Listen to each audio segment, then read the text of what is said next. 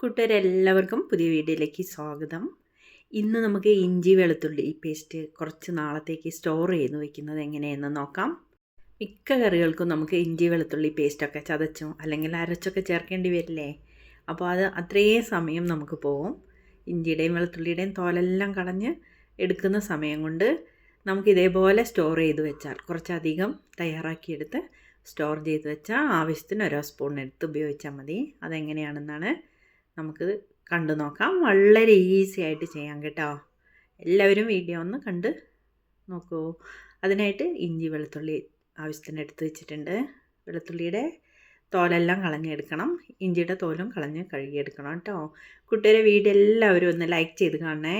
Subscribe ചെയ്യാത്തവർ ചെയ്ത് സപ്പോർട്ടും കൂടി ചെയ്യാൻ മറക്കല്ലേ. ഇഞ്ചിയുടെ തോല് കളഞ്ഞെടുത്ത് കഴുകിയെടുത്തിട്ടുണ്ട്.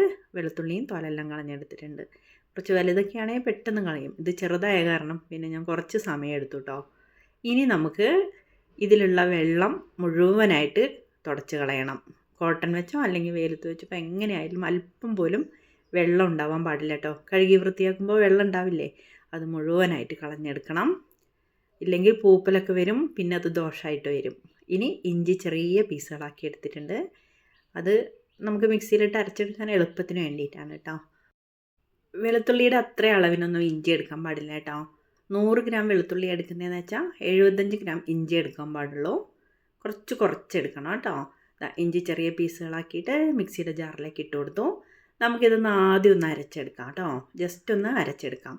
ഇല്ലെങ്കിൽ വെളുത്തുള്ളിയുടെ കൂടെ അരയ്ക്കുമ്പോൾ വെളുത്തുള്ളി പെട്ടെന്ന് അരയും, ഇഞ്ചി പതുക്കെ അരയുള്ളൂ. അപ്പോൾ തരിതരിപ്പുണ്ടാവില്ലേ, അതുകൊണ്ടാണ്. ഇനി അതിലേക്ക് വെളുത്തുള്ളിയും കൂടി ചേർത്തിട്ട് നമുക്ക് അരച്ചെടുക്കാം കേട്ടോ. അതിനു മുമ്പായിട്ട് മെയിനായിട്ടുള്ള 2 സാധനങ്ങൾ കൂടി അതിലേക്ക് ചേർക്കണം. എന്താണെന്നറിയോ?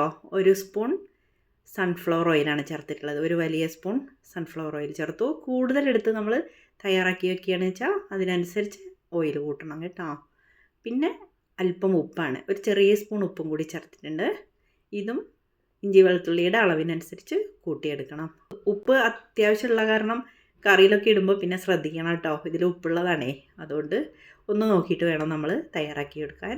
നല്ല പേസ്റ്റായിട്ട് അരച്ച് കിട്ടിയിട്ടുണ്ട്. അല്പം പോലും വെള്ളം ചേർക്കാൻ പാടില്ല കേട്ടോ, സ്റ്റോർ ചെയ്ത് വെക്കുന്നത് കൊണ്ടാണ്. ഇതാ കണ്ടില്ലേ, അടിപൊളിയായിട്ടുണ്ട്. ഇനി നമ്മൾ കറിയൊക്കെ തയ്യാറാക്കുമ്പോൾ 1 സ്പൂൺ അങ്ങ് എടുത്ത് ചേർത്താൽ മതി. ഇനി നമുക്കത് ഒരു എയർ ടൈറ്റ് കണ്ടെയ്നറിലേക്ക് ആക്കി വെക്കാം. നന്നായിട്ട് അടച്ച് ഫ്രിഡ്ജിൽ നമുക്ക് സൂക്ഷിച്ച് വെക്കാം കേട്ടോ. പുറത്തൊന്നും വയ്ക്കേണ്ട. തുറക്കുമ്പോഴും എടുക്കുമ്പോഴൊക്കെ വളരെയധികം ശ്രദ്ധിക്കണം.